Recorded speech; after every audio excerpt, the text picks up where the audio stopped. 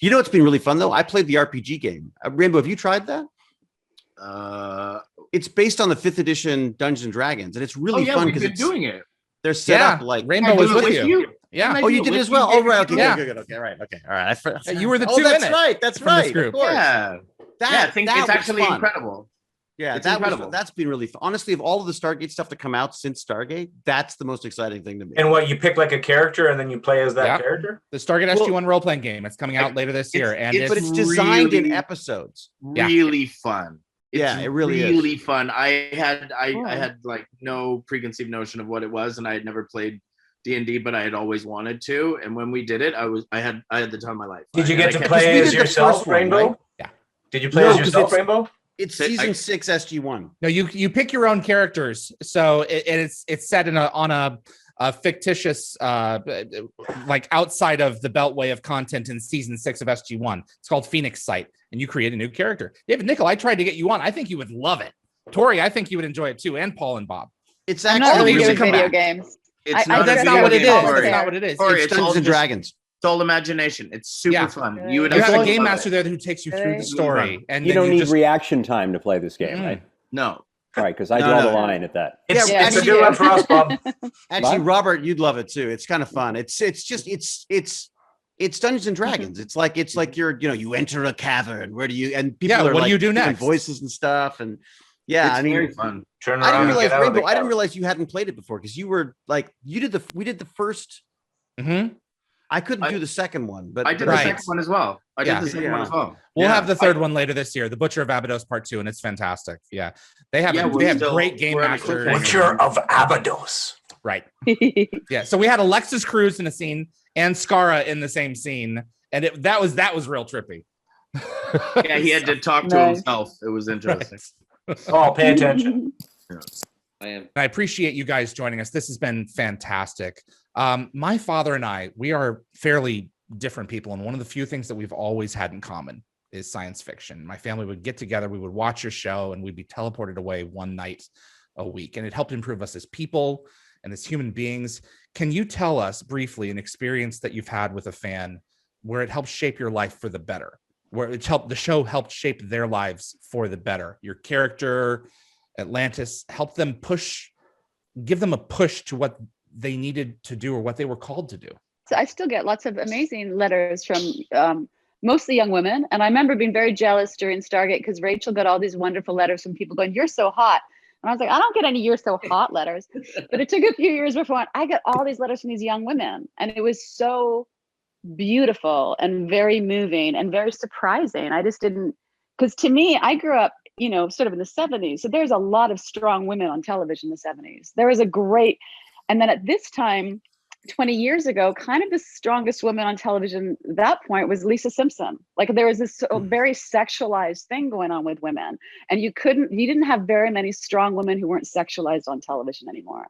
So once I made that leap, I felt really grateful for being that voice. And I still get letters from women, a lot of gay women that felt very empowered by having a woman who had power and was leading with her heart, not her sexuality, or using that as an access to power. And that was really moving. And I've also met so many young women who said, I went to study political science because of Weir. Like, I feel very honored that I got to play Elizabeth Weir. I think she was a very cool character. And I'm so grateful for those guys for writing her, because she was necessary and she was an honor to play. And to this day, I'm still moved by the number of young women that are grateful for her and grateful for her giving them a sense of power and a voice. So I think one of the most amazing legacies, to echo what Tori's saying, is I think what we brought to everyone, and you see this as you go to different conventions all over the world, is companionship.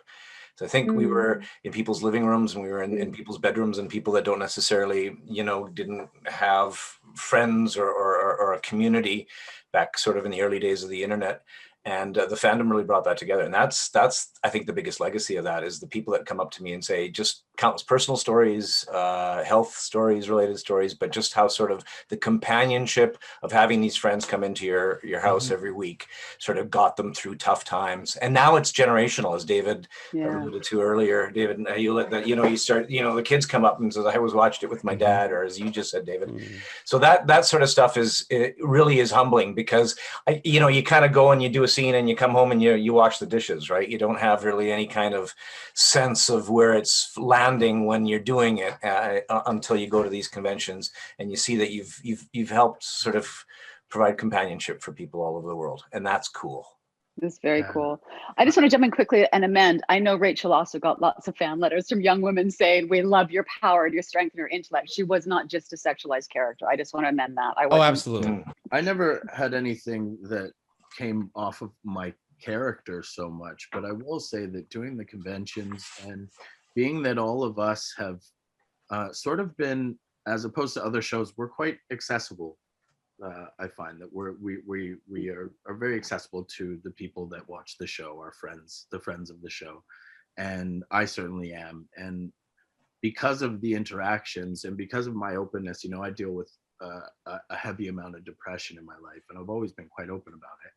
And I've been lucky enough to talk with a lot of fans. So not so much the character, but the show has allowed me to have an open discussion with fans about what they're going through. And so I've been able to help them, and they've been able to really help me over the past forever to get through some really hard times, And so I'm really, really grateful for that from the show. So it wasn't so much Ford, but Ford was definitely the catalyst and the conduit for that. I appreciate what Rainbow said so much that mine is probably going to, my answer will sort of pale, I guess, by a comparison. When I think of the influence that I have many more stories, obviously, from my years on Star Trek, because I was there so much longer, as far as people being influenced to go either in the medical profession, or even people that became EMTs or nurses or whatever, some aspect of medicine, or were inspired to go into some aspect of space exploration. My experience on Stargate Atlantis was obviously shorter, but because I began as just a recurring guest star who was a very unlikable person, very kind of, combative and judgmental, whatever. And then once the producers, for whatever reason, decided to try to turn me into a leader, the nice comments that I have gotten from people was about that aspect of the character development. They all start by saying, I hated your character, or I didn't like your character at all. And then I was surprised to see how you became a leader, or how you navigated those changes, or whatever, which was really, the writers were very clever in that they had how they had the audience open their heart to this character, because he really was, especially on Stargate SG-1, he was really had nothing likable about him, not a shred of compassion or humor or nothing.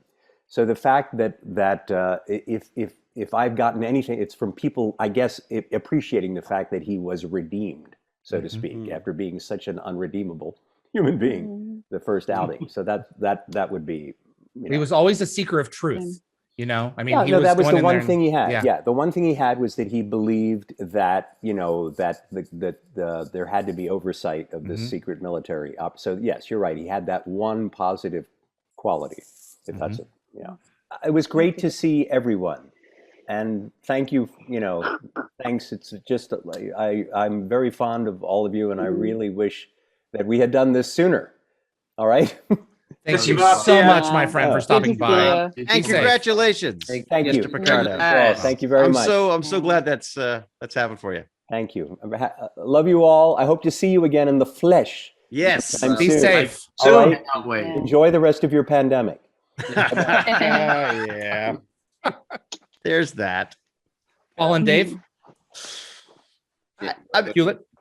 Sure. Okay. I mean, I think I'm very much of the rainbow on this one. I feel like I'm very lucky that a lot of people do come up and say, like, I'm an astrophysicist because of this, or I'm at NASA. I mean, those kind of things are wild, but I can't. I feel like the thing that's hit me the most is the accessibility, is what I've been able to do because of Stargate. The people who I've met who I never would have met without Stargate. I mean, the Tech Bandits thing's been really interesting for me because basically what I've been able to do is take all of those people who've gone on to do things, who are influenced in some way, shape, or form from the Stargate stuff, and sort of mine them for information for the next generation, right? So it's I love the access it's given us. I mean, and especially I'd be very lucky with McKay because of the science angle. I've been able to explore all this like stuff that